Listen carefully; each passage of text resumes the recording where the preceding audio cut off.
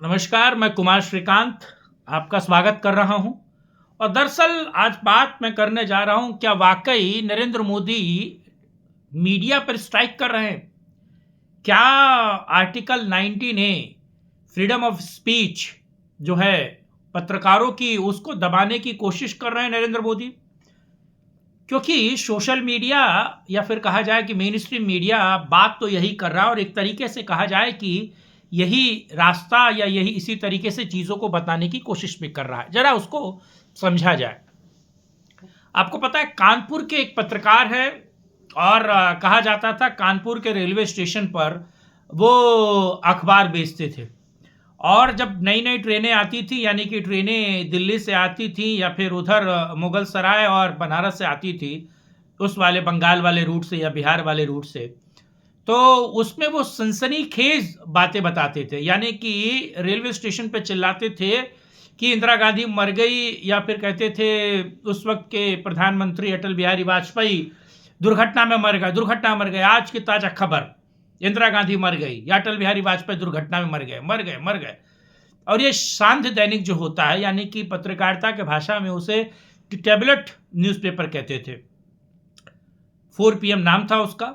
और कहा जा रहा है कि वही 4 PM जो सोशल मीडिया पर एक्टिव था, यानी कि यूट्यूब का एक बड़ा चैनल 4 PM, कहा जा रहा है कि वामी कामी लिब्रांडू जितनी भी समाज थे, उसका वो मुख्य पृष्ठ था। यानी कि अखिलेश की बात करनी हो, राहुल गांधी की बात करनी हो, इंडिया अलायंस के तमाम घटकों की बात करनी हो, उसमें वो 4 PM जो है वो प्रमुखता से देखा जाता था। 4 PM जो एक तरीके से यूट्यूब चैनल है उनका, वो आपको पता है किस तरीके से हर आए दिन नरेंद्र मोदी की सरकार गिरा देता था। कहता था कि बस अब गिरी, योगी आदित्यनाथ की सरकार गिरा देता था। वो तमाम तरह की चीज़ें आपको याद है। वो कैसे बताता था कि चंद्रबाबू नायडू ने नरेंद्र मोदी से एक तरीके से विश्वास पत्र में, या फिर कहा जाए कि चंद्रबाबू नायडू बीजेपी की सरकार से पीछे आ गए। जो आपको पता है किस तरीके से नीतीश कुमार को वो नरेंद्र मोदी के पाले से निकालते हुए दिखाई देते हैं। उनका यूट्यूब चैनल बंद हो गया। अच्छा, उनका केवल यूट्यूब चैनल ही बंद नहीं हुआ है, उनका फेसबुक पेज भी चला गया है। चलिए, फेसबुक और यूट्यूब तो छोड़िए, उनका एक्स पर एक अकाउंट है, वो भी सस्पेंड हो गया। तो क्या 4 PM पर ये स्ट्राइक है नरेंद्र मोदी की? क्या 4 PM बिल्कुल उसको खत्म कर दिया गया है?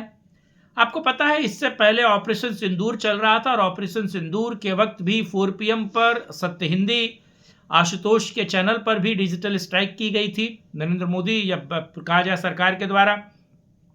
सरकार ने फिर से बंद कर दिया। उसके बाद जब ऑपरेशन सिंदूर में वो चैनल बंद किए गए, तो आपको याद है वो कपिल सिब्बल के पास पहुंचे, और कपिल सिब्बल उनको लेकर सीधे के सीधे तरीके से पहुंच गए कहाँ? Supreme court. और सुप्रीम कोर्ट ने फिर उस चैनल की एक तरीके से उसको वापस चलने दिया, या फिर एक तमाम तरह की चीज़ें, फिर वो चैनल चल पड़ा। तो एक स्ट्राइक वो हुई और एक स्ट्राइक ये हुई, यानी कि वो 4 PM 4 बजे पूरी तरीके से समाप्त हुआ। और ये जो कुकुरमुत्ते की तरह नए नए यूट्यूब चैनल्स हैं जो नरेंद्र मोदी को गरिया के ही अपने घर की दाल रोटी चला रहे हैं, दरअसल इस पर एक स्ट्राइक था। अब एक दूसरा वाकया मैं आपको बताता हूँ। एक न्यूज एजेंसी है यूएनआई। जब आप पटेल चौक मेट्रो स्टेशन पे उतरेंगे, पटेल चौक मेट्रो स्टेशन से कॉन्स्टिट्यूशन क्लब की तरफ जाएंगे, या फिर यानी कि जो सांडाश्रम है पत्रकारों का, जिसका मैं भी सदस्य हूँ। सांडाश्रम पत्रकारों का मतलब है प्रेस क्लब ऑफ इंडिया, कम्युनिस्टों का जुगाड़, और वो अड्डा है, और वहाँ राष्ट्रवादियों को जल्दी घुसने नहीं देते हैं। मैं और बहुत सारे राष्ट्रवादी बहुत मुश्किल से उस पर घुस पाए हैं। मैं प्रेस क्लब ऑफ इंडिया की बात कर रहा हूँ। तो प्रेस क्लब ऑफ इंडिया से जस्ट पहले यूएनआई का एक दफ्तर है, और यूएनआई एक बहुत बड़ा ग्राउंड है यूएनआई के पास। और यूएनआई जिस मालिक का है, उसका एक और न्यूज़पेपर, उसका नाम है स्टेटमेंट है। स्टेटमेंट हाउस भी आपने सुना होगा, और किस तरीके से स्टेटमेंट हाउस जो है वो बहुत बड़ा है, इसमें कोई दो राय नहीं है। ये कल की यूएनआई की दफ्तर की वीडियो है, जरा इसको देखिए। पहले इस वीडियो को हल्का सा देखते हैं, फिर आगे की बात करते हैं। कहा जा रहा है कि दिल्ली पुलिस इसको हाई कोर्ट के डिसीजन के बाद, यानी हाई कोर्ट ने कहा कि साहब इस ऑफिस को खाली कीजिए। ये दरअसल 99 सालों की लीज पे था। कल दिल्ली पुलिस इसको खाली कराने पहुंच गई। इस वीडियो को देखिए। कल दिल्ली पुलिस इस जगह पहुंची है और रात ही रात इसको खाली कराया गया। और कहा जा रहा है कि यूएनआई, देश की सबसे पुरानी न्यूज एजेंसी यूएनआई पर दिल्ली पुलिस का छापा। इसके मालिक अंग्रेजी अखबार स्टेटमेंट्स के भी मालिक है। और स्टेटमेंट आपको पता है किस तरीके से इस देश में खास तौर से भारत विरोधी गतिविधियों या फिर मुस्लिम माउथ पीस है वो। और आपको पता है यूएनआई या स्टेटमेंट में ज़्यादातर काम करने वाले लोग वही हैं जो गोल टोपी है। अब मेरे पास हाई कोर्ट का ये एक ऑर्डर भी है। ये आपको दिख रहा है क्या? जरा इस ऑर्डर को देखिए। ये हाई कोर्ट का एक ऑर्डर है। इस ऑर्डर में चीज़ें बिल्कुल क्लियर लिखी गई हैं। देखिए, ये हाई कोर्ट का एक ऑर्डर है जो मैं आपको दिखा रहा हूँ। हाई कोर्ट के इस ऑर्डर में लिखा है, वैसे ये 99 वर्षों के लिए लीज पे था, यानी कि यूएनआई का जो दफ्तर था वो लीज पे लिया गया था और उसकी लीज की मियाद खत्म हो गई।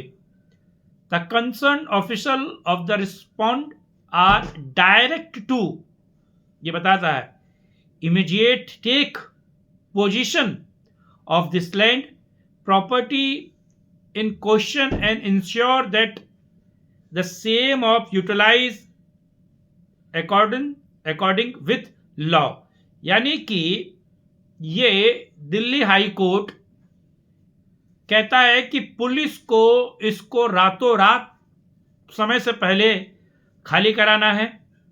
और हाई कोर्ट ये भी कहता है, memorandum of agreement deed 21/90/81 deed, और ये एक तरीके से एक लास्ट डेट था जिसको लेकर यूएनआई पर कल एक सर्जिकल स्ट्राइक हुई। वो आपको पता है वो एक पुरानी न्यूज एजेंसी है, प्रिंट के लिए काम ज़्यादातर करती है, इलेक्ट्रॉनिक्स उसका कुछ खास राब्ता नहीं है। लेकिन पिछले 2 दिनों में नरेंद्र मोदी सरकार की ये जो स्ट्राइक है, और ये स्ट्राइक सीधे तौर पर एक न्यूज एजेंसी पर होती है जिसका नाम है यूएनआई, और एक 2 यूट्यूब चैनलों पर होती है। और अगर कहा जाए कि एक और स्ट्राइक बहुत जल्द आपको एक और न्यूज़ चैनल पर दिखाई देगी, तो आप परेशान मत होइएगा क्योंकि उसका भी ऑर्डर निकल चुका है। और कहा जा रहा है कि Narendra Modi freedom of speech के खिलाफ है, आर्टिकल 19 है जो संविधान द्वारा प्रदत्त है, और मीडिया के फ्रीडम के खिलाफ नरेंद्र मोदी खड़े हैं।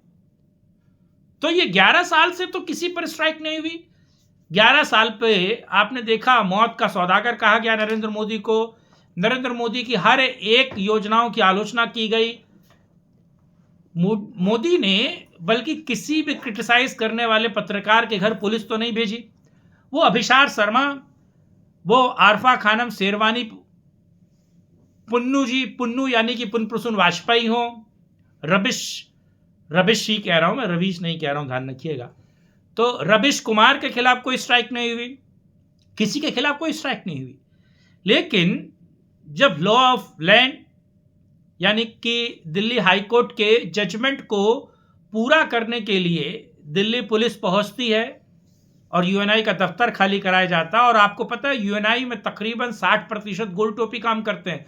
और उन गोल टोपियों का हैंडल यानी कि एक्स पर जाकर देखिए या सोशल मीडिया उनका हैंडल्स देखिए, वो आपको हिंदू विरोधी, सनातन विरोधी, सरकार के विरोध में तो रहेंगे ना, बेसिक चीज है, आपको नजर आएंगे। तो क्या ये स्ट्राइक 4 PM वाले वही उनके खिलाफ 2-1 और छुटमैया यूट्यूबर्स के खिलाफ, या थोड़ा उससे बेहतर बताऊं मैं, यूएनआई के खिलाफ की गई ये डिजिटल स्ट्राइक वाकई Narendra Modi freedom of speech article 19A या जर्नलिस्टिक एथोस के खिलाफ कर रहे हैं, या इसके पीछे की सच्चाई क्या है? आप अपनी राय जरूर दीजिएगा और कमेंट बॉक्स में जरूर बताइएगा। लेकिन आज के लिए इतना ही। ये दो महत्वपूर्ण खबरें और फ्रीडम ऑफ स्पीच जो सोशल मीडिया में फैला पड़ा है। लोग कह रहे हैं कि साहब नरेंद्र मोदी जो हैं वो हिटलर हो गए हैं, अपनी बुराई नहीं सुनना चाहते हैं।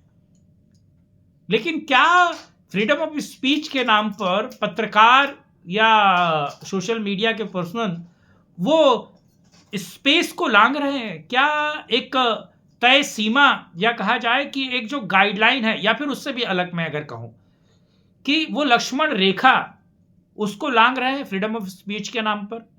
सरकार को गरियाइए आप, कोई दिक्कत नहीं, लेकिन कानून का आप उल्लंघन करेंगे तो इस देश में संविधान का राज है और संविधान आपको उसी हिसाब से ट्रीट करेगा। बहरहाल आज के लिए इतना ही। किसी और वीडियो में राष्ट्रहित में करेंगे चर्चा। तब तक के लिए जय हिंद, जय भारत, वंदे मातरम, नमस्कार, जय श्री राम।